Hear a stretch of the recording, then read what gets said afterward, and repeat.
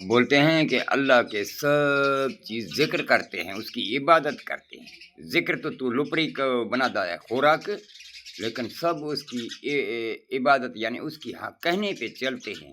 کہنے پہ چلنے کو بولا جاتا ہے عبادت، کہ بیٹا بھی کہنا مانتا ہے تو یعنی وہ خوش ہے نا اس سے کہ بھائی یہ میرا کہنا مان رہا ہے، نہ مانے گا تو بے فرمان ہے نا۔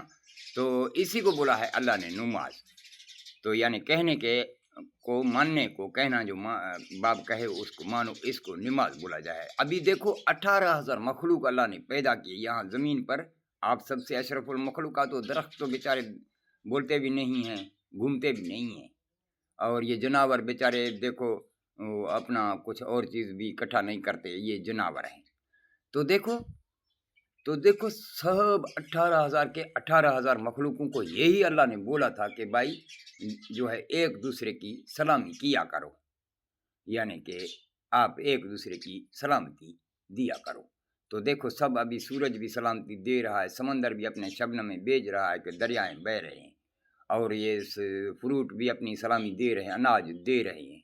اور اللہ نے بھی بولا تھا قال اللہ تعالیٰ فی شان حبیبی ان اللہ و ملائکتہ صلو علی النبی، وہ بھی اپنے ملائکوں کے ساتھ میں مل کر سلامی پیش کیا، جو جس نے نہیں کیا اس کو نکالا لآدم فجدو الی ابلیس ابا واستکبر وکان من الکافرین بول کے، یعنی اللہ کا مذہب بھی جھکنا ہو گیا۔ آقا مدینہ کے اوپر کچرے ڈالے گئے تھے تو بھی وہ سب پھر بھی جا کے جھکتا تھا اور ان کے لیے خیر کا دعائیں مانگتا تھا، پتھر لگائے گئے تو بھی اللہ نے بولا تھا ویران کر دوں، تو اس نے بولا امان دے دو۔ تو یعنی یہ ہو گیا جھکنا۔ پھر ایک دوسرے کے سامنے سلامی کو بولا تھا اسلام، یعنی سب اللہ کی مخلوقیں ایک دوسرے کی دیکھو سلامی دے رہے ہیں، تو آپ بھی اس سب کی سلامی دیا کرو، اسی کو بولا تھا اسلام، یعنی سب کی سلامتی۔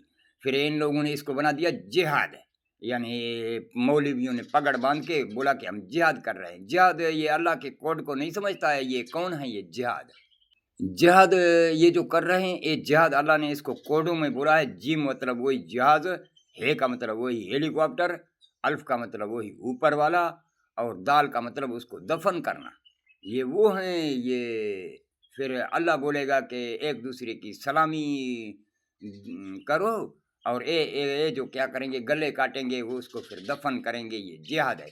یہ دیکھو یہ جو فوجی ہیں، یہ جو آرمی ہے، جو بھی ہماری حکومت ہے، سب بھی ایسے ہی مولویوں کے ایسے ہی لیکچراروں سے تعلیم لے کے آ کے پھر سچویشن کو چلاتے ہیں نا، تو پورے ملک کا تو یہ حال ہے۔